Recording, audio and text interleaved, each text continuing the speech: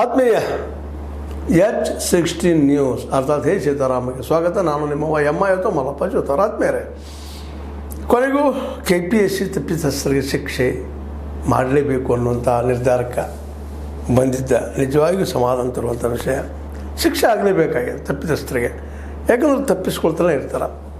ನಮ್ಮ ಆರ್ ಅಶೋಕ್ ಅವರ ಅಭಿಪ್ರಾಯದಂತೆ ಪ್ರಥಮ ಸಲ ಪರೀಕ್ಷೆ ನಡೆದಾಗ 59 ತಪ್ಪುಗಳಾಗಿದ್ದು ಅಂತೇಳಿ, ಎರಡನೇ ಸಲ ಪರೀಕ್ಷೆ ಆದಾಗ ಅಂದರೆ ಈ ಪೂರ್ವ ಪ್ರಾಥಮಿಕ ಏನಿರ್ತದಲ್ಲ ಅದು, ಈ ಒಂದು ಪ್ರಿಲಿಮಿನರಿ ಎಕ್ಸಾಮ್ಸ್, ಮೊದಲನೇ ಎಕ್ಸಾಮ್ದು ಆಗಸ್ಟ್ದಾಗ ನಡೆದಿತ್ತು 24, ಆಗ 59 ತಪ್ಪಿದ್ದು. ನಂತರದಲ್ಲಿ ನಡೆದಿದ್ದು 79 ತಪ್ಪಿತ್ತು ಅಂತ.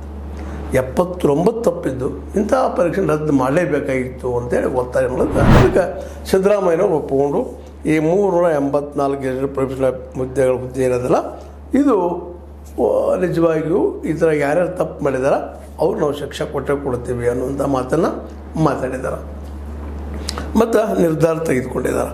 ಈ ನಿರ್ಧಾರ ನಿಜವಾಗಿಯೂ ಒಂದು ಒಳ್ಳೆಯ ನಿರ್ಧಾರ ಅಂತ ನಾವು ಈ ಸಂದರ್ಭದಲ್ಲಿ ಹೇಳಬೇಕಾಗ್ತದೆ. ಯಾಕಂದ್ರೆ ಈ ಒಳಗಿದ್ದಂಥ KPSC ಇದ್ದಂಥ ಅಧಿಕಾರಿಶಾಹಿ ವರ್ಗ ಯಾವ ರೀತಿಯಾಗಿ ಅವರಿದ್ದಂಥವರ ಪೂರ್ಣ ಪ್ರಮಾಣದಲ್ಲೇ ಏನಪ್ಪ ಭ್ರಷ್ಟ ವ್ಯವಹಾರಗಳಲ್ಲಿ ಇನ್ವಾಲ್ವ್ ಆಗಿದ್ದಾರಪ್ಪ, ನಮ್ಮನ್ನು ಯಾರು ಏನೂ ಮಾಡಲಿಕ್ಕೆ ಸಾಧ್ಯ ಇಲ್ಲ ಅನ್ನುವಂಥದ್ದು.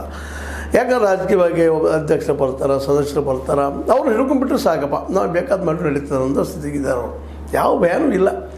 ಈಗಾಗಲೇ ಆ ವಿಷಯದಲ್ಲಿ ಸಾಕಷ್ಟು ಚರ್ಚೆಗಳು ನಾವು ಈ ಮೂಲಕ ಮಾಡಿದ್ದೀವಿ. ಇವತ್ತು ನಮ್ಮ ವಿಧಾನಮಂಡಲದಲ್ಲಿ ವಿಧಾನಸಭೆಯಲ್ಲಿ ಪೂರ್ಣ ಪ್ರಮಾಣದ ಚರ್ಚೆ ನಡೀತಾ ಇದೆ. ಅದಕ್ಕೆ ಪೂರ್ಣವಾಗಿ ನಮ್ಮ ಸಿದ್ದರಾಮಯ್ಯರು ತೆಗೆದುಕೊಂಡಂಥ ನಿರ್ಧಾರ ಭಾಳ ಯೋಗ್ಯದ.